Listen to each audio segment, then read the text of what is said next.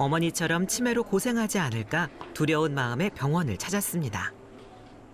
아무래도 자꾸 깜빡깜빡하는 증상이 있고 그래서 좀 걱정이 많이 되죠. 자신의 뇌 건강 상태가 어떤지 검사를 통해 확인해 보기로 했습니다. 간이 정신상태 검사라는 걸 받았는데요. 치매나 인지장애가 의심될 때 하는 선별 검사로 30점 만점 중 검사 결과가 24점 미만일 경우 이상소견으로 판단합니다. 검사 결과 임서진 씨는 21점. 경도 인지장애 위험이 있다는 소견을 받았습니다. 충격적인 결과에 당혹스러운 주인공. 경도 인지장애란 말도 처음 들어봤다고 합니다. 건망증, 알츠하이머 이런 건 들어봤는데 오늘 처음 알았어요. 이게 치매 전 단계라는 거. 나는 모르는데 내가 만약에 치매 걸리면 나는 모르지만 자식이 그 부담을 다 안고 가야 되니까 그러니까 너무 걱정되죠. 임서진 씨처럼 깜빡하는 게 심하다면 자가진단 리스트를 통해서 상태를 확인해 보세요. 5가지 문항에 그렇다고 답하면 인지력 관리가 필요한 상태라고 합니다.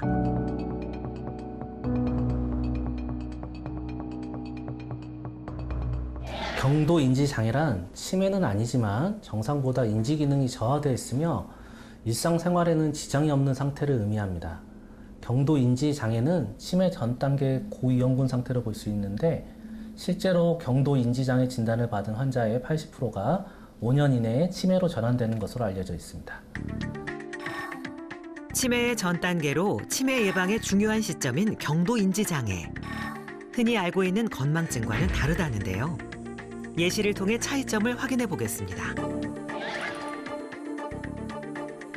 주말에 영화를 보자고 약속한 걸 잠시 잊었다면 그건 건망증이라고 볼 수 있습니다. 반면 약속 내용을 잊었거나 약속한 대상이 생각나지 않는다면 경도인지 장애를 의심해야 합니다. 마지막으로 약속한 것 자체가 기억나지 않거나 약속한 사실을 부인하면 치매를 의심할 수 있습니다. 치매 예방의 골든타임이라는 경도인지 장애. 하지만 국민의 절반 정도는 들어본 적이 없을 정도로 인식이 부족한 게 현실인데요. 몰라서 치료 적기를 놓치는 경우도 많습니다. 앞서 본 박종수 씨도 경도인지 장애를 관리하지 못해 치매가 빨리 진행된 경우인데요. 박재하 씨나 임서진 씨처럼 치매 가족력이 있는 경우라면 경도인지 장애에 대한 주의가 더 필요합니다. 부모님이 치매일 경우 자녀의 치매 발병 위험이 크다는 연구 결과가 있습니다. 부모 중 1명 이상이 치매인 경우 그렇지 않는 경우와 비교해 자녀의 치매 발병률이 1.8배나 높다는 연구 결과가 있습니다. 2019년 집계된 다빈도 질병 통계에 따르면 여성의 경우 경도인지 장애 수신자 수가 18만 8,804명으로 남성의 2.2배였습니다. 이를 통해서 여성이 경도인지 장애 또는 치매 발병률이 높은 것을 확인할 수 있었습니다. 뇌의 노화를 늦추고 치매를 예방할 수 있는 골든타임 경도인지 장애.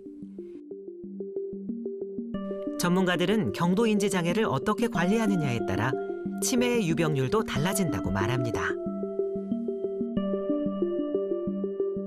국내 한 연구 결과에 의하면 치매 발병을 2년 지연시킬 수 있다면 20년 후 치매 유병률이 80% 수준으로 낮아진다는 보고가 있습니다. 특히 경도인지 장애 단계에서 조기 발견하고 치료를 열심히 한다면 치매를 예방하는 가장 좋은 방법이라고 볼 수 있는 것입니다.